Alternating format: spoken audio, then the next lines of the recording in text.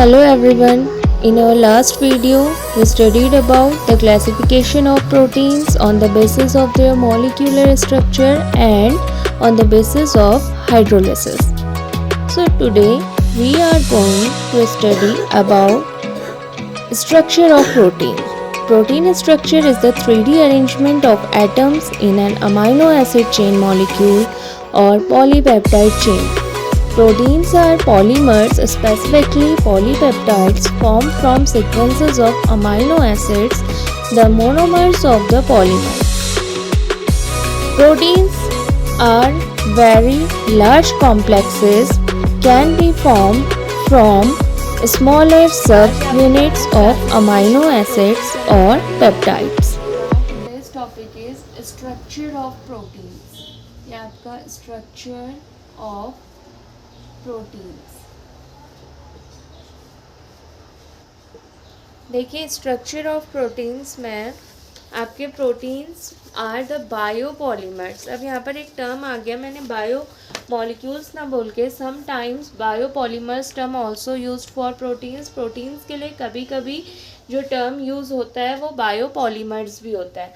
So what you understand by the term biopolymers? Biopolymers means देखिए proteins are the polymers of amino acids. That means proteins are the type of polymers and bio means life के लिए जो भी आपके important होंगे, useful for life survival और important for life से related polymers जो होते हैं वो आपके क्या हो गए? proteins. तो biopolymers are proteins. आपसे क्वेश्चन आ गया कार्बोहाइड्रेट्स ये होंगे. तो इसमें मेन जो आता है अमाइनो एसिड्स के बायोपॉलीमर्स जो होते हैं वो प्रोटीन्स होते हैं. तो in proteins amino acids are joined in 3D structures. जो प्रोटीन अमाइनो एसिड्स जॉइन होते हैं they are joined in 3D structure. वो आपके कैसे स्ट्रक्चर्स में जॉइंट होते हैं? 3D स्ट्रक्चर में. इन्हीं स्ट्रक्चर में और the structure of proteins are very complex. इनका जो स्ट्रक्चर होता है they have 3D and complex structure. इनका 3 डायमेंशनल स्ट्रक्चर भी हम पढ़ते हैं और वो स्ट्रक्चर इनका बहुत ज़्यादा क्या होता है? कॉम्प्लेक्स होता है. तो यहाँ पर आपका क्या आता है देखिए, on the basis of linkage of amino acids. Amino acids के लिंकेज के बेसिस पे, उनके अरेंजमेंट के बेसिस पे फर्स्ट वो क्या बनाता है? मैंने कल बताया था they form polypeptide chain. And when amino acids joined with each other under the molecular mass of 10,000 unit then they form proteins. यानी पॉलीपेप्टाइड से ही आपके क्या बनते हैं? प्रोटीन्स बनते हैं. तो आपके इसी अरेंजमेंट के बेसिस पे there are 4 type of structure of protein occurs. आपके स्ट्रक्चर जो हमने यहाँ पर पढ़ने हैं वो 4 टाइप के स्ट्रक्चर पढ़ने हैं. The first one is primary structure, second one is secondary structure, tertiary structure and quaternary structure. तो आपके जो ये स्ट्रक्चर्स हमने पढ़ने हैं वो हमने कौन कौन से पढ़ने हैं? Primary, secondary, tertiary and quaternary structures. अब देखिए अगर मैं आपको बहुत सिंपल लैंग्वेज में देखें, if we see this structure in basic language, आपको ये तो बाद में और पढ़ना है अभी, लेकिन नॉर्मल लैंग्वेज में अगर आप स्ट्रक्चर्स देखते हैं, primary structures are linear structure. इस टाइप के सिंपल से स्ट्रक्चर होंगे, ये प्राइमरी स्ट्रक्चर्स होंगे. सेकेंडरी स्ट्रक्चर्स में आपकी क्या होगी? एक सिंगल क्या होगी? कॉइलिंग होगी. टर्शरी स्ट्रक्चर में ये आपका क्या होंगे? और ज़्यादा क्या होंगे? कॉइल्ड होंगे. ठीक हो गया. और क्वाटरनरी स्ट्रक्चर पूरी ही तरह से क्या होगा? आपका कॉइल्ड स्ट्रक्चर. सबसे ज़्यादा complex structure quaternary structure. Means coiling मतलब जो चेन बन रही है ना पॉलीपेप्टाइड की, कल मैंने आपको बताया था RCONH, ये वाला जो हम बना रहे थे, ऐसे बॉन्ड बन रहे थे कंटिन्यूस, जो ये चेन, ये ही चेन है. अगर लीनियर है प्राइमरी, सेकेंडरी, फिर टर्शरी और क्वाटरनरी. तो वन बाय वन हम इन स्ट्रक्चर्स को देखते हैं. तो देखिए first structure is primary structure. जो इसमें आपके पहले स्ट्रक्चर्स आते हैं उन स्ट्रक्चर्स को हम क्या कहते हैं? आपका प्राइमरी स्ट्रक्चर्स कहते हैं. सो देखिए प्राइमरी स्ट्रक्चर्स आपके क्या होते हैं और यहाँ पर आपका क्या पॉइंट ये आता है? देखिए इफ अमाइनो एसिड्स, अगर मैं अमाइनो एसिड का स्ट्रक्चर बनाती हूँ तो आपका क्या, हम क्या बनाते हैं, C double bond O N H, ठीक है। यहाँ पर एक आर हो गया, एक एच हो गया, या जो भी आपका रहेगा, कोई भी दो वैलेंसीज रहेंगी। अगेन आपका यहाँ से क्या होंगे, कंटिन्यूस ये क्या होते हैं, जुड़ते रहते हैं, तो ये आपका एन एच आ गया, ये आपका पेप्टाइड बॉन्ड आ गया। फिर आपकी एक chain H and R C double bond O, फिर आपका N H C H R C double bond O, means इतना जो पार्ट है ये एक अमाइनो एसिड का है। फिर दूसरा अमाइनो एसिड पॉलीपेप्टाइड चेन ये बना रहे हैं। अगर अमाइनो एसिड्स प्रोटीन के फॉर्मेशन में सिंपल लीनियर सीक्वेंस में जुड़े, यानी एक लाइन पे क्या हो रहे हैं, जुड़ते जा रहे हैं, कोई भी कॉइलिंग नहीं है पॉलीपेप्टाइड चेन में, तो उस सीक्वेंस को, उस स्ट्रक्चर को हम कहते हैं primary structure of proteins. That means the sequence in which the amino acids are linked in one और more polypeptide chain. Polypeptide chain मैंने आपको बता दिया, सिक्वेंशियल फॉर्म पे जब आपके जुड़ेंगे, वन और मोर पॉलीपेप्टाइड नॉर्मल चेन बन रही है, that sequences are called primary structure, ठीक है, प्राइमरी स्ट्रक्चर ऑफ प्रोटीन्स। तो इसका एग्जाम्पल आता है, यहाँ पर एग्जाम्पल इम्पॉर्टेंट है, तो इसमें जो एग्जाम्पल हम पढ़ते हैं, देखिए हमारे हीमोग्लोबिन का जो सीक्वेंस होता है, हीमोग्लोबिन में हमारी, देखिए ग्लोब्यूलर क्या होती है, प्रोटीन होती है, ग्लोब्यूलर प्रोटीन। कल मैंने बताया है protein are classified into two types, that is आपका fibrous protein and globular protein. In hemoglobin, hemoglobin contains globular protein, ठीक है, ग्लोब्यूलर प्रोटीन को कंटेन करता है। यहाँ पर हीमोग्लोबिन में अमाइनो एसिड्स का जो सीक्वेंस होता है वो 574 अमाइनो एसिड्स आपस में क्या होता है, सिक्वेंशियल फॉर्म पे जुड़ते हैं। जो हमारा ब्लड है, हमारा हीमोग्लोबिन है, वो आपका 774 अमाइनो एसिड्स के सीक्वेंस में क्या होता है, जुड़ता है। अगर लेकिन एक भी सीक्वेंस क्या हो गया, आपका बिगड़ गया, अमाइनो एसिड्स का जो आपका सीक्वेंस होता है, देखिए वो सीक्वेंस क्या होता है, ये सारे अमाइनो एसिड्स के नाम है। अगर ये सीक्वेंस याद नहीं, वैसे तो याद हो जाए बहुत ही बढ़िया है, याद नहीं भी हो पाया तो कोई बात नहीं। थ्रोम्बिन, उसके बाद आपका प्रो ब्लू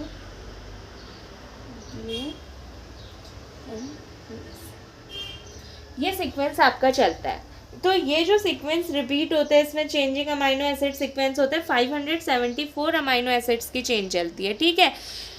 पहले भी बोला है, यूजुअली आपका generally only 20 amino acids are known, वही अमाइनो एसिड्स आपस में सीक्वेंस में जुड़ते हैं। लेकिन देखिए जहाँ पर ये सीक्वेंस अगर गड़बड़ हो जा रही है, मीन सीक्वेंस क्या हो जा रहा है, डिस्टर्ब हो जा रहा है, वहाँ पर जो भी आपका पर्सन है जिसके हीमोग्लोबिन में सीक्वेंस में डिफेक्ट आ रहा है, उसे क्या होती हैं, प्रॉब्लम्स होती हैं। मींस एक सीक्वेंस बहुत मेजर आपका क्या रहता है, डिफेक्ट रहता है, बाकी सारा आपका क्या रहेगा, सेम रहेगा। यहाँ पर valine, histamine, leucine, thrombin, prothrombin, glue की जगह पे यहाँ पर फिर से आपका क्या आ जाता है, वेलाइन आ जाता है। मीन सीक्वेंस सेम है, लेकिन ग्लू की जगह पे, ग्लूटामिन की जगह पे क्या आ गया, आपका वेलाइन आ गया। तो यहाँ पर ऐसे पर्सन को सिकल सेल एनीमिया हो जाता है। मीन्स जब आपका हीमोग्लोबिन, देखो कोई भी बीमारी हो रही है, वो बीमारी अगर ब्लड से रिलेटेड है तो ब्लड में कुछ ना कुछ डिफेक्ट आया है, haemoglobin is the part of blood आपका, तो ब्लड के सीक्वेंस, नॉर्मल सीक्वेंस उस हीमोग्लोबिन का ये होता है। अगर हीमोग्लोबिन का सीक्वेंस चेंज हो जा रहा है, एक ही जगह पे चेंज होता है, तो sickle cell anaemia, sickle cell anaemia क्या होता है, वो एनीमिया होता है जिसमें रेड ब्लड सेल्स, जो ब्लड सेल्स होती हैं वो सिकल शेप की हो जाती हैं, यानी सिकुड़ जाती हैं, छोटी टेढ़ी मेढ़ी हो जाती हैं। तो वैसे ब्लड जो सेल्स होती हैं वो सर्कुलर शेप की होती है, हमने पढ़ा है, बट ये तो बायो का पार्ट है। लेकिन सिकल सेल एनीमिया क्या होता है, क्या प्रॉब्लम होती है, ये आपको आना चाहिए, ठीक है। तो याद रखना यहाँ पर कौन से पेशेंट्स आपके सिकल सेल एनीमिया से सफ़र करते हैं, जिनमें हीमोग्लोबिन का सीक्वेंस क्या हो जाता है, चेंज। याद करना इसलिए कह रही हूँ, हो सकता है एग्जाम में आपसे ये सीक्वेंस पूछा जाए कि नॉर्मल पर्सन का ये है तो इसमें क्या चेंजेस आ सकते हैं। तो याद रखना वेलाइन 2 बार आ जाता है, एक तो स्टार्टिंग में आता है, दूसरा उसकी पोजिशन चेंज हो जाती है। तो ऐसे पर्सन आपके क्या करते हैं, हीमोग्लोबिन सिकल सेल एनीमिया से क्या करते हैं, सर्वाइव करते हैं। ठीक है, तो ये आपका प्राइमरी स्ट्रक्चर हो गया। नाउ देखिए secondary structure of proteins. Secondary structure of proteins, इसमें देखिए प्रोटीन्स के सेकेंडरी स्ट्रक्चर में, प्राइमरी स्ट्रक्चर में तो लीनियर चेन आपकी बन रही थी, सेकेंडरी स्ट्रक्चर का बेसिक स्ट्रक्चर अगर बनाते हैं ये, that means in this type of sequence और structure polypeptide chain are folded और कॉइल्ड। यानी जो पॉलीपेप्टाइड चेन होती है इस सीक्वेंस में, ये आपकी क्या होती है, फोल्डेड कॉइल्ड क्या रहती है, अरेंज्ड रहती है। ठीक है, एक पॉइंट इसमें जो इम्पोर्टेंट है वो ये होता है, secondary structure give the shape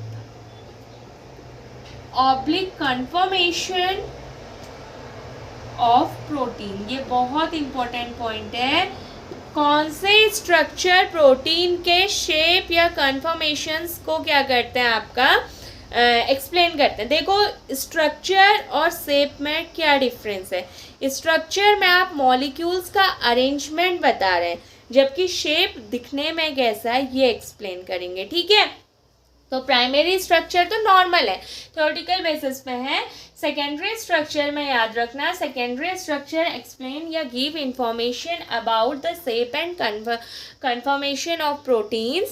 Secondary structures are such structure in which polypeptide chain are folded or arranged. ठीक है, folded होती है, arranged होती है। तो इसी फोल्डिंग के बेसिस पे, जिस बेसिस पे ये फोल्ड हो रही है, इस बेसिस पे secondary structure are divided into two types. The first are alpha helix structure and the second one are beta plated sheet.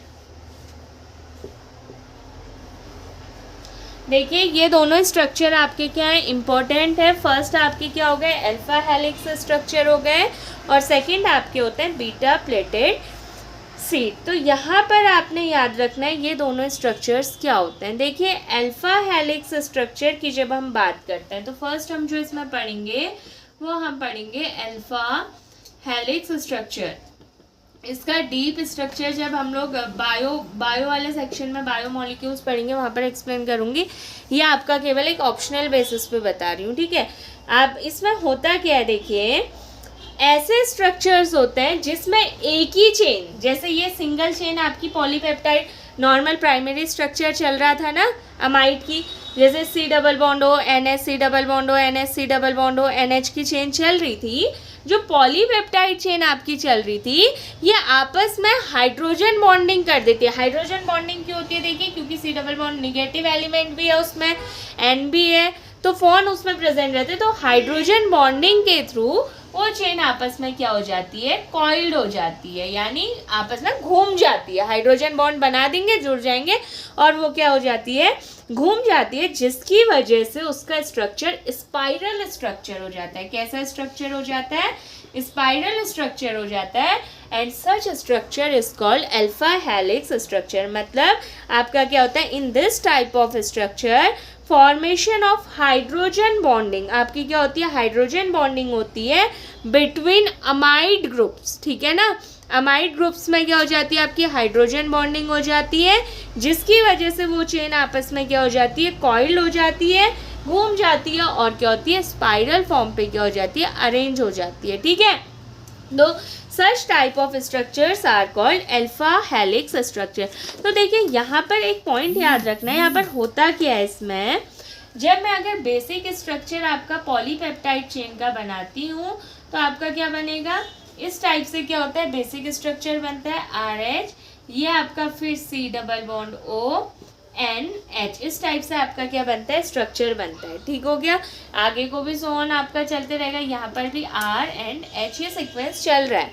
यहाँ पर देखिए ये अमाइड, एक चीज याद रखना, हाँ, NH2 ग्रुप होता है अमाइनो ग्रुप, ठीक है, ये ग्रुप क्या होता है, अमाइनो ग्रुप होता है। यहाँ पर देखो ये जो ग्रुप बन जाता है, ये ग्रुप आपका होता है कौन सा ग्रुप, अमाइड ग्रुप। कौन सा ग्रुप होता है ये आपका, अमाइड ग्रुप होता है, ठीक है ना। तो इसी अमाइड ग्रुप में हाइड्रोजन बॉन्डिंग, देखो ये आपस में हाइड्रोजन बॉन्ड बना देंगे तो क्या हो जाएगा, यहीं पर घूम जाएंगे ना।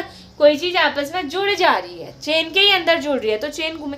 आपके पास नॉर्मल एक स्ट्रेट चेन है, या एक ये मान लो आपने एक थ्रेड ले रखा है, आप उस थ्रेड को अंदर ही इंटरनली क्या करना चाह रहे हो, मोड़ना चाह रहे हो, मोड़ दे रहे हो, तो वो मतलब अंदर किसी जगह पे उसको बांधना चाह रहे हो, वो बॉन्ड बना रही है अंदर से कहीं पर। ये धागा है, ये धागा अंदर कहीं पर आप इसका बॉन्ड बना रहे हो, तो हुआ ना स्पाइरल फॉर्म, अपने आप ही क्या हो जाएगी, वो कॉइलिंग होगी। तो ये कॉइलिंग तो होती है, लेकिन यहाँ पर एक पॉइंट और आता है, देखिए जो अल्फा हेलिक्स स्ट्रक्चर होता है ना, ये बहुत ज़्यादा घूम नहीं पाता है, घूमता तो है लेकिन रोटेशन तो होता है, लेकिन कंप्लीट रोटेशन नहीं होता है। देखिए यहाँ पर जो कार्बोनिल कार्बन है, जो पेप्टाइड बॉन्ड बन रहा है, इस पेप्टाइड बॉन्ड का जो कार्बन है इसमें क्या है, डबल बॉन्ड नेचर है, डबल बॉन्ड है ना नेचर।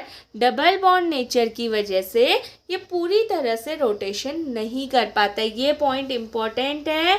CN बॉन्ड में जो C और N के बीच का बॉन्ड बन रहा है, पार्शियल डबल बॉन्ड कैरेक्टर होने की वजह से ये आपका क्या नहीं कर पाता है, अमाइड पार्ट जो होता है। तो अमाइड ग्रुप कौन सा होता है, C डबल बॉन्ड ONH, ये वाला जो ग्रुप होता है ये पूरी तरह से रोटेट नहीं हो पाता है। ठीक हो गया ना। लेकिन तो चेन कॉइल कैसे हो रही है, जब रोटेशन ही नहीं हो रहा है तो चेन कॉइल। यहाँ पर देखिए जो रोटेशन पॉसिबल होता है वो पॉसिबल होता है इसके बगल वाले ग्रुपों की वजह से। जो ये अदर ग्रुप जुड़े हैं ना, इनके आसपास जो ग्रुप जुड़े हैं ये हल्का सा क्या करते हैं, घूमते हैं, जिस वजह से रोटेशन पॉसिबल होता है। और ये रोटेशन का एक्सप्लेनेशन होता है बाई रामाचंद्रन प्लॉट। देखिए ये है बायो का पार्ट, बायोकेमिस्ट्री में पढ़ते हैं, लेकिन ये आपके सिलेबस में यहाँ पर नहीं है। जब हम 11th की बायोलॉजी पढ़ते हैं वहाँ पर इसका फुल एक्सप्लेनेशन है। आपने यहाँ पर केवल इतना याद रखना है, जो प्रोटीन्स के अल्फा हेलिक्स स्ट्रक्चर में रोटेशन का एक्सप्लेनेशन होता है वो कौन से प्लॉट के थ्रू एक्सप्लेन होता है, वो कौन से प्लॉट के, आपके रामाचंद्रन प्लॉट के थ्रू क्या होता है, एक्सप्लेन होता है। देखिए ये ना एंगल्स बताता है, रोटेशन के एंगल्स को बताता है। इसमें आपका क्या होता है, पूरे स्ट्रक्चर इस टाइप के प्लॉट्स बनते हैं। यहाँ पर क्या होता है, स्ट्रक्चर का क्या होता है, एक्सप्लेनेशन होता है। मतलब रामाचंद्रन प्लॉट को देख के हम ये बता सकते हैं कि प्रोटीन्स का स्ट्रक्चर कौन सा है, सेकेंडरी या टर्शरी, ये आपके आते हैं। ठीक है, तो रोटेशन को क्या करेगा, ये आपका एक्सप्लेन करेगा। इसका फिर कभी बाद में पढ़ लेंगे, टाइम मिलेगा तो फिर रामाचंद्रन प्लॉट की अलग वीडियो बनाएंगे। ठीक है, तो ये आपका आएगा अल्फा हेलिक्स स्ट्रक्चर। याद रखना यहाँ पर पॉइंट क्या बना, secondary structure gives the information about shape and conformation. कौन से ऐसे स्ट्रक्चर्स हैं प्रोटीन्स के जो प्रोटीन के शेप और कन्फॉर्मेशन को क्या करते हैं, एक्सप्लेन करते हैं। तो आपका क्या होता है, वो अल्फा हेलिक्स सेकेंडरी स्ट्रक्चर है। 2 टाइप्स के हैं, alpha helix structure and beta. और ये दोनों स्ट्रक्चर लीनियस पाउलिंग ने दिए थे। जो वो पाउलिंग स्केल आती है आपकी इलेक्ट्रोनेगेटिविटी के मेजरमेंट के लिए भी बताई है मैंने, 11th के टॉपिक्स में है ये आपका। तो वो पाउलिंग स्केल जो पाउलिंग साइंटिस्ट थे उन्होंने ही ये स्ट्रक्चर भी बताया था। ठीक है, तो साइंटिस्ट का नाम याद रखना। अल्फा हेलिक्स स्ट्रक्चर और बीटा प्लेटेड शीट जो होती है ये आपका, ये तो थियोरेटिकल बेसिस पे बताया था। बाद में रामाचंद्रन प्लॉट आया, फिर आपके एक्सप्लेनेशंस आए, फिर आपका बीटा प्लेटेड शीट भी लीनियस पाउलिंग और उनके कोवर्कर्स ने ही क्या किया था, बताया था। ठीक, तो फिर से एक बार जिसे समझ में नहीं आया, देखो अल्फा हेलिक्स स्ट्रक्चर क्या होता है। अल्फा हेलिक्स स्ट्रक्चर ऐसे स्ट्रक्चर्स हैं जिसमें पॉलीपेप्टाइड चेन का अमाइनो ग्रुप क्या होता है आपस में पॉलीपेप्टाइड चेन का अमाइड ग्रुप में हाइड्रोजन बॉन्डिंग हो जाती है और वो चेन क्या हो जाती है, कॉइल हो जाती है। एक बार देखो हो। अब इसमें आप लोग देखिए, सबसे पहले पॉलीपेप्टाइड चेन क्या होती है, CRH, C double bond ONH। ये बेसिक स्ट्रक्चर से एक मैंने H यहाँ कम किया है, एक OH यहाँ कम किया है। ये अमाइन है। अगर पॉलीपेप्टाइड चेन बनानी है तो हम ये क्या करते हैं, आपका NH फिर CRH C double bond O, ये आपका सो ऑन क्या होगा, ऐसा ही सीक्वेंस। देखो यही सीक्वेंस फिर यहाँ आएगा, फिर यही सीक्वेंस यहाँ रिपीट होगा। तो पॉलीपेप्टाइड, ये एक पेप्टाइड है, ठीक है ना, पॉली के लिए आपका। अब देखिए अमाइड ग्रुप क्या होता है, मैंने आपसे ये तो बोला, in alpha helix structure hydrogen bonding occur in amide group of polypeptide chain, यानी पॉलीपेप्टाइड चेन के अमाइड ग्रुप में हाइड्रोजन बॉन्डिंग हो जाती है, ठीक है। तो here first question what arises, what is amide group. जिसको आता है बहुत बढ़िया, जिसको नहीं आता है वो देखिए अमाइड ग्रुप क्या होता है। अमाइड ग्रुप होता है C double bond ONH group, जो ये वाला ग्रुप मीन्स जो आपका क्या है, ये वाला ग्रुप है, this group is amide group, ठीक है ना। तो इस ग्रुप में आपकी क्या हो जा रही है, देखो हाइड्रोजन बॉन्डिंग होगी तो चेन अपने आप ही क्या हो जाएगी, कॉइल्ड हो जाएगी। हाइड्रोजन बॉन्डिंग का मतलब जुड़ना, अगर ये जुड़ेगा तो चेन अपने आप ही क्या हो जाएगी, मुड़ जाएगी। लेकिन फिर मैं रिपीट कर रही हूँ, पार्शियल डबल बॉन्ड कैरेक्टर होने की वजह से, C और N ग्रुप में पार्शियल डबल बॉन्ड कैरेक्टर होने की वजह से ये वाला पार्ट रोटेट नहीं हो पाता है। इसके अगल बगल के पार्ट्स क्या होते हैं, एडजेसेंट जो ग्रुप्स होते हैं वो रोटेट होते हैं। और ये रोटेशन का एक्सप्लेनेशन, यानी किस एंगल पे रोटेट हो रहे हैं, ये रोटेशन का एक्सप्लेनेशन एक प्लॉट के थ्रू होता है, and that plot is called Ramachandran plot. ये साइंटिस्ट के बेसिस, नाम के बेसिस पे ही है, रामाचंद्रन प्लॉट, ठीक हो गया। तो यहाँ पर आपने रामाचंद्रन प्लॉट की डिटेल स्टडी नहीं करनी, आपने केवल ये याद रखना है रामाचंद्रन प्लॉट कौन से किस चीज़ को एक्सप्लेन करता है, रोटेशन ऑफ प्रोटीन्स, यानी शेप और कन्फर्मेशन के बारे में क्या करता है, एक्सप्लेन करता है। एंगल्स को क्या करता है बताता है, उन्होंने एंगल्स की वैल्यू भी दी थी, सारे एक्सप्लेनेशंस दिए थे, लेकिन यहाँ पर के लिए इतना ही आएगा, ठीक है। तो ये अल्फा हेलिक्स स्ट्रक्चर हो गया। तो सेकेंड टाइप का सेकेंडरी स्ट्रक्चर जो आपका आता है वो आता है बीटा प्लेटेड शीट। देखिए बीटा प्लेटेड शीट स्ट्रक्चर जो आपका आएगा, this structure was also propose by Linnaeus Pauling and his coworkers, ठीक है। तो सेकेंडरी स्ट्रक्चर्स में देखो जो पॉइंट्स आपके आ रहे हैं, ये छोटे छोटे पॉइंट्स आपको मैं इसलिए रिपीट कर रही हूँ, मैं कंफर्मेशन के साथ नहीं कह रही हूँ, अगर ऑप्शनल पेपर है तो हर चीज़ के लिए क्या रहना है, प्रिपेयर रहना है, ठीक है। तो ये आपका आता है this structure was also propose by Linnaeus Pauling. तो यहाँ पर आपका क्या होता है, इस स्ट्रक्चर में क्या होता है ना, जितनी भी नियरली क्या है पॉलीपेप्टाइड चेन्स हैं वो आपकी क्या होती है मैक्सिमम एक्सटेंशन में। जैसे इसमें आपका ये चेन क्या हो रही है, घूम रही है, इसमें मैक्सिमम एक्सटेंशन, यानी जितना वो घूम सकती हैं उतने उसमें वो आपका क्या हो जाती है, रोटेट हो जाती है, जितना रोटेशन क्या होता है पॉसिबल होता है। अल्फा हेलिक्स स्ट्रक्चर में एक पॉइंट और याद रखना, जो कॉइलिंग होती है, ये पॉइंट इंपॉर्टेंट है, मैं भूल गई थी, सॉरी। अल्फा हेलिक्स स्ट्रक्चर की जो आपकी कॉइलिंग होती है वो कौन से हैंड साइड होती है, तो अल्फा हेलिक्स स्ट्रक्चर की कॉइलिंग हमेशा राइट हैंड साइड होती है, ठीक है। जहाँ पर आपका अल्फा हेलिक्स वर्ड आ रहा है वहाँ पर ये समझ जाना है polypeptide chain coiled towards right direction. वो कौन सी डायरेक्शन की तरफ को कॉइल्ड है, आपका राइट डायरेक्शन की तरफ को कॉइल्ड है। और दूसरा, अगर आपसे पूछा जाएगा स्टेबिलिटी का एक्सप्लेनेशन पूछा जाएगा कि अल्फा हेलिक्स स्ट्रक्चर की स्टेबिलिटी क्या है, स्टेबल है, इसका कंफर्मेशन कहाँ से मिलता है, देखो स्टेबल है क्यों हो रहा है, क्योंकि अमाइड ग्रुप में आपकी क्या हो जा रही है, यहाँ पर को हाइड्रोजन बॉन्डिंग हो जा रही है, ठीक है ना।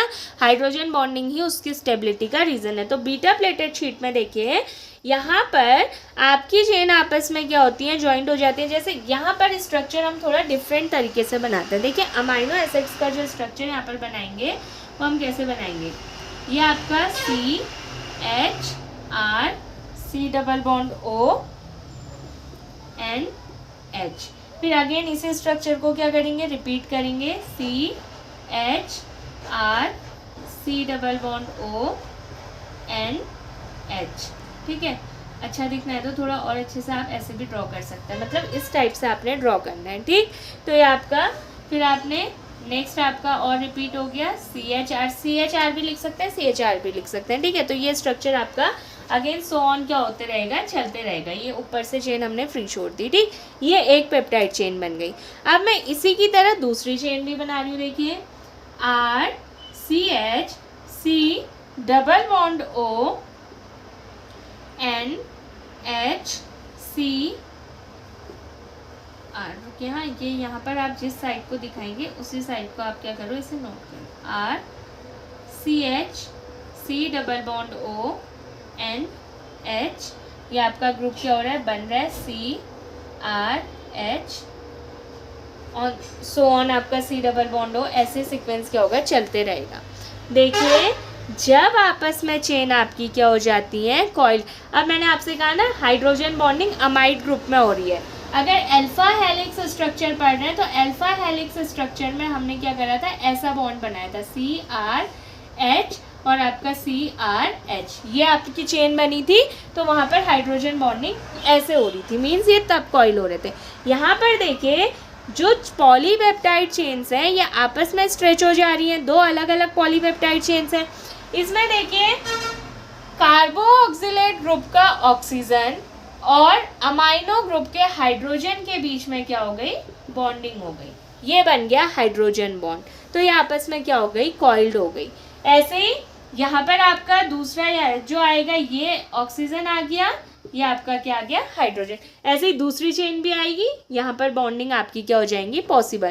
तो this type of structure, sheet जैसा स्ट्रक्चर बना, this type of structure is called beta pleated sheet structure. लेकिन यहाँ पर एक चीज याद रखना, ये जो स्ट्रक्चर होता है ये स्ट्रक्चर टू टाइप्स के होते हैं। एक होता है पैरेलल स्ट्रक्चर और एक होता है एंटी पैरेलल। तो पहले ये इसको समझ लो, फिर मैं पैरेलल और एंटी पैरेलल फिर बताती हूँ। देखिए जब पॉलीपेप्टाइड चेन मैक्सिमम एक्सटेंशन पे क्या हो जाती है, स्ट्रेच हो जाती है। मैक्सिमम एक्सटेंशन मतलब जितना वो खींच सकती हैं, जितना वो आपका कॉइल्ड हो सकती हैं, हो जाती है, उससे जो शीट मिलती है वो आपकी क्या होती है, बीटा प्लेटेड शीट स्ट्रक्चर्स होते हैं। ठीक है, ये इसमें हम ऐसे क्या पढ़ते हैं, ऐसे बॉन्ड बना के पढ़ते हैं। ठीक, ऐसे पढ़ना क्या होता है, इजी होता है। तो एक का कार्बोक्सिलेट ग्रुप और दूसरे का अमाइनो ग्रुप, वही बॉन्डिंग यहाँ पर भी हो रही है, वही बॉन्डिंग यहाँ पर भी आपकी। तो ये आपका हाइड्रोजन बॉन्डिंग हुई। लेकिन ये जो आपकी बॉन्डिंग होती है, बॉन्डिंग के इस पॉलीपेप्टाइड चेन के अरेंजमेंट के बेसिस पे, पॉलीपेप्टाइड चेन के अरेंजमेंट के बेसिस पे beta sheet structure two types के होते हैं। एक होता है पैरेलल स्ट्रक्चर और दूसरा होता है एंटी पैरेलल स्ट्रक्चर। तो वो क्या होता है, देखिए पैरेलल और एंटी पैरेलल क्या होता है। पहले मैं एक पॉलीपेप्टाइड चेन का स्ट्रक्चर बनाती हूँ CHR, और यहाँ पर आपका N ग्रुप होगा तो हमने N टर्मिनल लिख दिया। देखो सबसे पहले NH आता है, फिर CHR आता है, फिर C डबल बॉन्ड O, फिर आपका NH C double bond R, ऐसे चलता है। ठीक है ना, तो ये ग्रुप N टर्मिनल से चेन क्या हो रही है, स्टार्ट हो रही है। C डबल बॉन्ड O वही रिपीट करना है, N टर्मिनल आएगा मीन्स NH आ जाएगा, फिर आपका क्या आ जाएगा CHR। जैसा यहाँ पर बनाया वही यहाँ पर भी ड्रॉ करना है। After that C double bond O, फिर आपका NH CHR and so on आपका क्या होगा, चलते हैं। CHR से स्टार्ट किया था, CHR पे ही क्या करोगे, कंप्लीट। लेकिन देखो डिफरेंस क्या आया, यहाँ पर N टर्मिनल से स्टार्ट करा था आपने, NH माना था, तभी तो C डबल बॉन्ड O उसके बाद आया। तो यहाँ पर कंप्लीट देखो NH आ गया, तो ये आपका कौन सा टर्मिनल होगा, आपका C टर्मिनल होगा। अब याद रखना पैरेलल कन्फर्मेशन क्या होता है। जब पॉलीपेप्टाइड चेन, हाइड्रोजन बॉन्ड जिन दो पॉलीपेप्टाइड चेन में बन रहा है, उनका जो स्ट्रक्चर है वो सेम डायरेक्शन में है। देखो जैसे ये CH इधर को है ना, सेम ऐसा ही स्ट्रक्चर है, CHR फिर आपने ये C डबल बॉन्ड O उधर को है तो C डबल बॉन्ड O, फिर आपका N आया, ये H आ गया, उसके बाद आपने CH लिखा, फिर आपका R। सेम क्या होगा आपका पैरेलल रोटेशन, पैरेलल फॉर्म पे क्या चल रही है, चेन चल रही है, तो इस टाइप के कन्फर्मेशन को आपका क्या कहते हैं, पैरेलल कन्फर्मेशन कहते हैं, टर्मिनल, ठीक है। तो उसको पैरेलल, तो ये जो आपका देखो जो आपकी क्या होंगी अरेंजमेंट्स, ये आपका क्या बन गया हाइड्रोजन बॉन्ड, फिर आपका If you find this useful, then please drop your comments and please do like, share and subscribe my channel. Thank you. Pleated sheet है जिसमें पैरेलल रन कर रही है, देखो जैसे ये रन हो रही है वैसे ही ये भी रन हो रही है, सेम डायरेक्शन पैरेलल रन हो रहे हैं, एक दूसरे के साथ साथ रह रहे हैं, तो उसको हम कहते हैं आपका क्या, पैरेलल बीटा प्लेटेड शीट्स, ठीक है। दूसरी एंटी पैरेलल का मतलब क्या हो जाएगा, जो अपोजिट हो रहे हैं, अगर ये यहाँ को है तो वो क्या होगा आपका दूसरी डायरेक्शन में होगा, और अगर एक एन टर्मिनल से स्टार्ट हो रहा है तो दूसरा कौन से टर्मिनल से स्टार्ट होगा, सी टर्मिनल से। तो देखिए एंटी पैरेलल, देखिए पैरेलल आ जाएगा समझ में, जहाँ पर दो पैरेलल, दो शीट्स है, जो चेन आपकी पॉलीपेप्टाइड चेन के बीच में बॉन्डिंग बन रही है, शीट हो रही है, वो एक ही जैसे सीक्वेंस पे रन हो रही है। सी टर्मिनल एन टर्मिनल दोनों का है तो एन ही है, और आपका आर अगर इस डायरेक्शन में तो इसी साइड है, और खत्म अगर सी टर्मिनल पे हो रही है तो दोनों सी पे हो रही है, तो वो होता है पैरेलल। अब एंटी पैरेलल देखिए, देखिए एंटी पैरेलल सीक्वेंस होता है जहाँ पर अगर एक टर्मिनल एन से स्टार्ट हो रहा है तो दूसरी साइड आपकी सी से, यानी ये जो चेन है ना, इसको आप सेम क्या कर दो, रिवर्स कर दो, यानी ये आपका सी टर्मिनल से चेन क्या होगी, स्टार्ट होगी। तो इसका स्ट्रक्चर अगर बनाती हूँ देखिए, CH R आपका आ जाएगा, ठीक है। तो ऊपर का जो टर्मिनल होगा वो आपका कौन सा टर्मिनल होगा, यहाँ पर सी टर्मिनल, मतलब यहाँ पर जो ग्रुप होगा C डबल बॉन्ड O वाला ग्रुप होगा।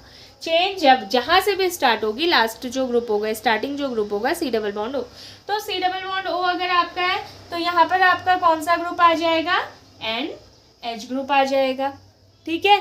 फिर आपका अगेन आपका यहाँ पर क्या चलेगा, CH आपका क्या आ जाएगा, CHR आ जाएगा, फिर आपका क्या होगा, C डबल बॉन्ड O चलेगा, ठीक। तो जो आपके ये, सॉरी यहाँ पर थोड़ा सा गड़बड़ हो गई, NH के साथ amide bond C double bond O आएगा पहले आपका, फिर आपका क्या आएगा CHR, आफ्टर दैट NH, फिर आपका देखिए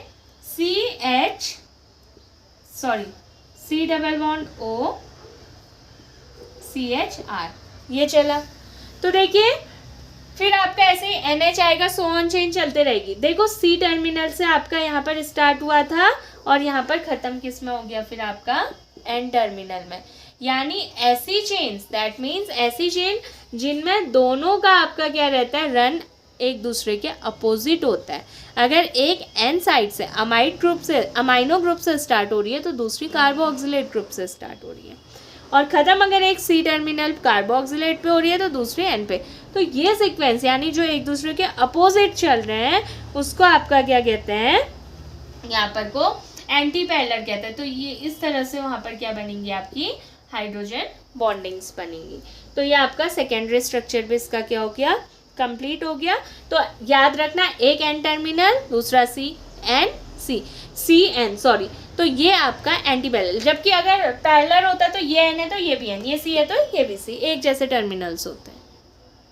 नाउ देखिए टर्शियरी और क्वार्टनरी स्ट्रक्चर्स की केवल आपकी यहाँ पर डेफिनेशन आपके सिलेबस में है, तो और लेकिन होता किसका है ये याद रखना पड़ेगा। तो इसमें जो टर्शियरी स्ट्रक्चर्स होते हैं वो आपका क्या होता है, जो चेन 3D स्ट्रक्चर को प्रोड्यूस कर रही हैं वो और ज़्यादा क्या हो जाती हैं, कॉइल्ड हो जाती हैं, ठीक है ना। टर्शियरी स्ट्रक्चर में देखिए इस टाइप से होगा। तो ये सेकेंडरी के बाद थर्ड टाइप का जो आपका स्ट्रक्चर हो रहा है वो आपका आएगा टर्शियरी स्ट्रक्चर, जिसमें चेन क्या होगी आपकी और ज़्यादा क्या हो जाएगी, कॉइल हो जाएगी ये, ठीक है। इस टाइप से जो कॉइलिंग होगी, लेकिन टर्शियरी स्ट्रक्चर के लिए याद रखना, जैसे secondary structure gives the information about shape and confirmation of proteins, ये आपको बताते हैं ओवरऑल शेप ऑफ प्रोटीन्स, जो ये स्ट्रक्चर ओवरऑल यानी टोटल शेप कैसा बने, वो तो केवल एक पॉलीपेप्टाइड चेन का बता रहे हैं ना, अल्फा हेलिक्स हमने पढ़ा सिंगल पॉलीपेप्टाइड चेन, यानी पूरा प्रोटीन दिखने में कैसा होगा, ओवरऑल जो शेप बताएगा वो आपके कौन से टाइप के प्रोटीन्स होते हैं, टर्शरी स्ट्रक्चर्स होते हैं। कौन से स्ट्रक्चर्स, टर्शरी। यहाँ पर याद रखना है ये जो टर्शरी स्ट्रक्चर्स होते हैं इनमें आपकी जो आती है वो आती है फाइब्रस प्रोटीन, जैसे कोलाजन वगैरह होती है आपकी, they have very rigid shape and insoluble in water. मैंने फाइब्रस प्रोटीन्स बताए हैं, फाइब्रस प्रोटीन्स में कल बताया था वो क्या होती है, वाटर में क्या होती है, इनसॉल्युबल होती है। तो इसमें जो केराटिन्स होती हैं, केराटिनस प्रोटीन्स होती हैं, दूसरा कोलेजन प्रोटीन्स होती हैं, ये सारी प्रोटीन्स कौन से स्ट्रक्चर्स को बियर करती हैं, आपका टर्शरी स्ट्रक्चर्स को बियर करती हैं। ठीक है, तो ये आपका लास्ट यहाँ पर, और लास्ट आपका क्या आता है, क्वाटरनरी स्ट्रक्चर्स ऑफ प्रोटीन्स। तो देखिए क्वाटरनरी स्ट्रक्चर, टर्शरी के बाद final structures of proteins are quaternary structures of proteins. तो क्वाटरनरी स्ट्रक्चर्स क्या होते हैं, ये स्ट्रक्चर्स होते हैं जो पूरी तरह से प्रोटोमर्स यानी पॉलीपेप्टाइड चेन, जिसमें बहुत सारी पॉलीपेप्टाइड चेन आपस में कोई, देखो सेकेंडरी स्ट्रक्चर्स थे, प्राइमरी स्ट्रक्चर्स थे, वो उसमें केवल एक चेन कॉइल्ड हो रही थी। यहाँ पर टर्शरी जो स्ट्रक्चर्स आए हैं वहाँ पर 2, और ये जो लास्ट फाइनल स्ट्रक्चर्स आए हैं वहाँ पर मोर देन 2 चेन्स क्या हुई हैं, कॉइल्ड हुई हैं। अब आप खुद ही समझिए जब एक चेन आपकी क्या हो रही है, कॉइल हो रही है, तो कितना कॉम्प्लिकेटेड स्ट्रक्चर बन रहा है, और यहाँ पर आपकी एक से ज़्यादा चेन कॉइल्ड हो रही है। और नॉर्मली जो दिखाते हैं ना वो क्वाटरनरी स्ट्रक्चर को ऐसे ही आपका क्या किया जाता है, शो किया जाता है, ये आपस में कॉइलिंग हो। देखो ये जो कॉइलिंग दिखा रहे हैं ना, ये क्या है, अमाइड ग्रुप की हाइड्रोजन बॉन्डिंग है, the bonding of amide group, यानी यहाँ पर आपका CH4 होगा, ये वाला पूरा ग्रुप आपका क्या होगा, अमाइड ग्रुप की हाइड्रोजन बॉन्डिंग होगी। क्वाटरनरी स्ट्रक्चर्स जो होते हैं ये जो, अब देखिए यहाँ पर जो ये यूनिट्स हैं जहाँ पर 2 या 2 से ज़्यादा पॉलीपेप्टाइड चेन आपस में जुड़ रही है, तो ये छोटी छोटी यूनिट्स, पहले एक चेन बनी, फिर दूसरी बनी, फिर तीसरी, और आपस में वो फिर ऐड हो गई। अब ये हो सकता है ये जो सब यूनिट्स हैं यानी छोटी छोटी यूनिट्स बन के एक बड़ी यूनिट बना रही है, लार्ज यूनिट बना रही है, it may be same, that means identical और डिफरेंट, ये सेम भी हो सकती है। In quaternary structure of proteins, the subunits of polypeptide chain may be identical or different। वो आपकी क्या भी हो सकती है, सेम भी हो सकती है, और क्या भी हो सकती है, डिफरेंट भी हो सकती है।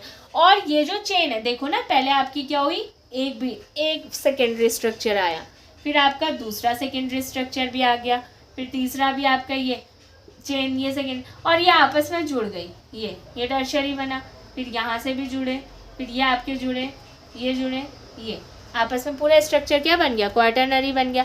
अब ये जो जंक्शन हो रहा है ना, ये जो आपका कंजुगेशन आपस में जुड़ रहा है, ये किन किन बॉन्ड से जुड़ते हैं, हाइड्रोजन बॉन्ड से भी जुड़े हो सकते हैं, इलेक्ट्रोस्टैटिक फोर्सेस से भी जुड़े हो सकते हैं, इलेक्ट्रोस्टैटिक फोर्सेस या अट्रैक्शंस आप कहें, वॉन डेर वाल फोर्सेस से भी आपका क्या होते हैं, जुड़ते हैं। तो आपका क्वाटरनरी स्ट्रक्चर्स क्या होते हैं, refers to the determination of the number of subunits and their arrangement in the aggregation of quaternary form। ठीक है, क्वाटरनरी फॉर्म पे इनका क्या होना, एग्रीगेशन, यानी प्रोटीन मॉलिक्यूल पूरा आपका बन जाना। तो सबसे ज़्यादा कॉम्प्लिकेटेड स्ट्रक्चर कौन सा होता है, आपका क्वाटरनरी स्ट्रक्चर होता है। ठीक है, यहाँ पर आपके प्रोटीन का स्ट्रक्चर का टॉपिक क्या होता है, कंप्लीट होता है। बस ये आपका, और लास्ट टॉपिक आपका प्रोटीन का अब चल रहा है वो है native state and denaturation of proteins. बहुत छोटा सा टॉपिक है, native state and denaturation of proteins.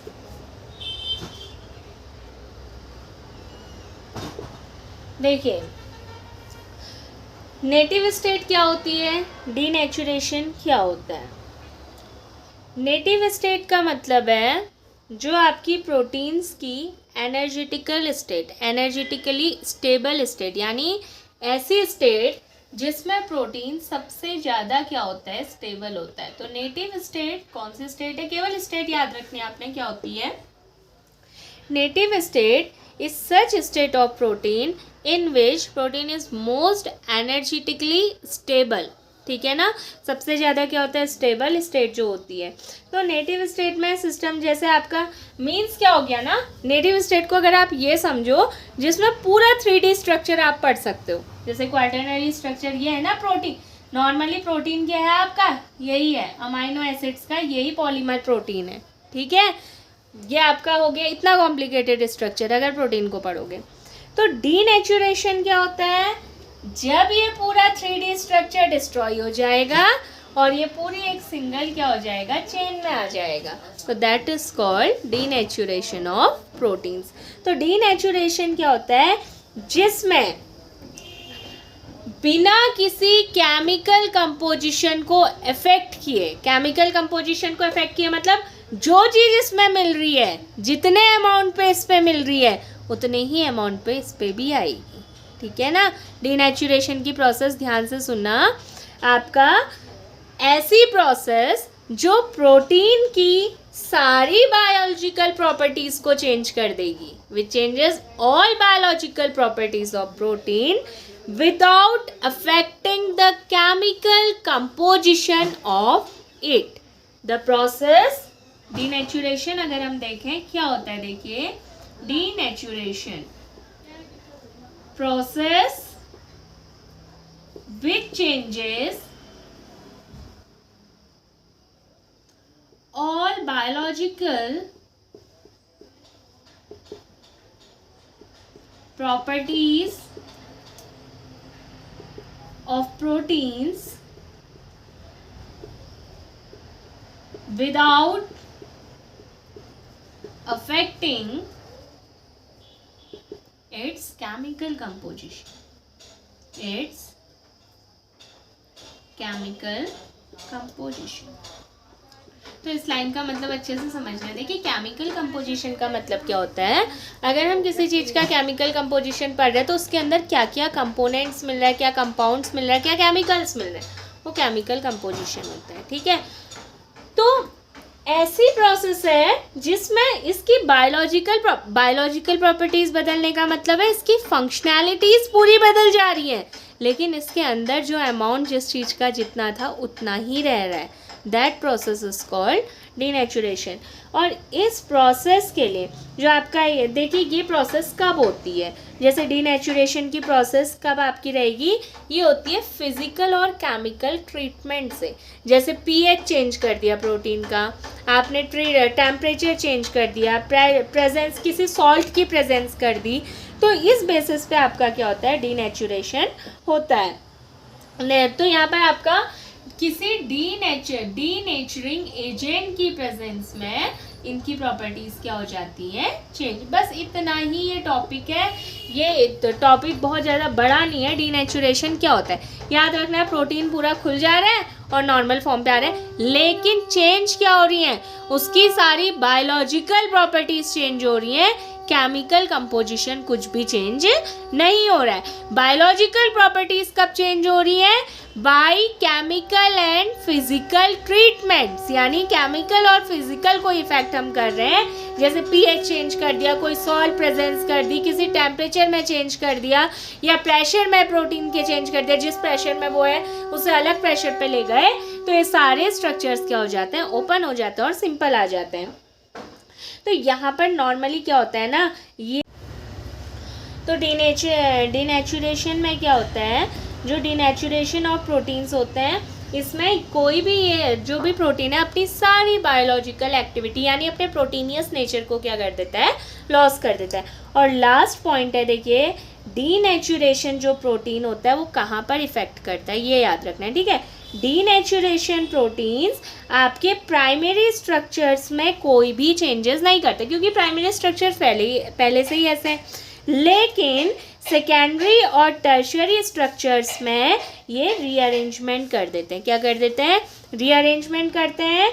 और डीनेचुरेशन प्रोटीन्स जो होते हैं, देखो मतलब रीअरेंजमेंट मतलब इनको अनकॉइल कर दे रहे हैं, सेकेंडरी से क्या होती है, कॉइलिंग स्टार्ट होती है और डीनेचुरेशन में सब क्या हो जा रहा है, अनकॉइल्ड हो जा रहा है। और प्राइमरी प्रोटीन्स तो है ही क्या आपके अनकॉइल्ड स्ट्रक्चर्स हैं। इसके बाद देखिए एग्जांपल्स क्या क्या आते हैं डीनेचुरेशन प्रोटीन के, डीनेचुरेशन के, coagulation of albumin present in egg, coagulation of, तो यहाँ पर एक क्वेश्चन आ जाता है एग के अंदर आपकी कौन सी प्रोटीन मिलती है, एग के अंदर आपकी एल्ब्यूमिन प्रोटीन मिलती है। तो एल्ब्यूमिन देखो, कोगुलेशन मतलब जमना, कोई चीज़ जम गई उसकी प्रोटीनियस प्रॉपर्टी खत्म हो जाएगी ना, तो coagulation of albumin means albumin अपनी बायोलॉजिकल प्रॉपर्टी को लॉस कर दे रहा है। तो that is the example of denaturation of proteins, यानी जो हमारी क्या होती है, हमारी जो एग वाइट में प्रोटीन प्रेजेंट रहती है। देखो एग के 2 पार्ट्स होते हैं, एक योक होता है, एक एग वाइट होता है। एग वाइट में जो प्रोटीन होती है वो ग्लोब्यूलर और सॉल्यूबल होती है। ग्लोब्यूलर प्रोटीन्स मैंने बताई थी, they are soluble in water. जो आपका क्या होता है, अब इसका देखो कैसे समझ सकते हो, नॉर्मल एग्जाम्पल, एग है ना, एग अगर हम क्या करते हैं, नॉर्मल एग लेते हैं तो एग वाइट क्या होता है, पानी में घुल जाता है। लेकिन अगर उसी एग को आप बॉईल कर दे रहे हो, वो क्या हो रहा है, बॉईल हो रहा है, उसके बाद पूरा एग वाइट क्या होता है, डीनेचर हो जाता है, कोगुलेट जम जाता है ना वो पूरा, that is called denaturation of albumin present in egg white. वो सारा जो एग वाइट है वो क्या हो गया आपका, coagulate, and in that case they loss it's biological activity, उसने अपनी एक्चुअल एक्टिविटी को लॉस कर दिया। वहाँ पर क्या था, पहले वो क्या था आपका, सॉल्यूबल था वाटर में, अब वो वाटर में सॉल्यूबल नहीं है, आप उसे निकालोगे पीसेस में निकलेगा, पानी में नहीं घुलेगा, ठीक है, तो वो हो गया डीनेचुरेशन। उसके बाद है कर्डलिंग ऑफ मिल्क। मिल्क की कर्डलिंग में भी क्या होता है, नॉर्मल जो मिल्क में प्रोटीन मिलता है, पानी दूध पानी का तो वैसे भी आपका क्या रहता है, घुल ही जाता है, आधा दूध आधा पानी मिलके क्या होता है आजकल मिलता है। तो ये आपका क्या हो गया, कर्डलिंग अगर आप कर लोगे, दही आपका कभी भी प्रॉपरली, जो प्रॉपर अगर कर्ड बना हुआ है, प्रॉपर कर्ड मतलब अच्छी तरीके से प्योर मिल्क का अगर कर्ड जमा है, वो कभी भी आपका वाटर में सॉल्यूबल नहीं होगा। तो ये आपके कोगुलेशन हो गए, कोगुलेशन की प्रोसेस। तो ये एग्जांपल है डीनेचुरेशन। तो डीनेचुरेशन की लास्ट नेटिव स्टेट है एक्चुअल फॉर्म ऑफ प्रोटीन। देखो नेटिव का मतलब है किसी भी चीज़ की रियल फॉर्म, कहाँ से वो बन रहा है, वो होती है नेटिव फॉर्म। और डीनेचुरेशन, डी देखो नाम से ही समझ लो, डी मतलब डिस्प्लेस हो जाना, खत्म हो जाना, नेचर अपने नेचर से खत्म हो जाना। तो अपने प्रोटीनियस नेचर से जो प्रोसेस, ऐसी प्रोसेस जिसमें प्रोटीन अपने प्रोटीनियस नेचर से क्या हो जाता है, लॉस्ट हो जाता है, such nature is called such process is called denaturation of protein. यहाँ पर सेकेंड कार्बोहाइड्रेट्स प्रोटीन भी आपका कंप्लीट हो गया। और इसमें ट्वेल्थ क्लास में जो इस साल आपके सिलेबस में केवल ये 2 ही चीज़ें, एंजाइम्स वगैरह आपका डिलीट हो गया, ठीक है। तो इसका अब एक लास्ट टॉपिक आपका केवल न्यूक्लिक एसिड्स बचा है, that means the part of DNA and RNA।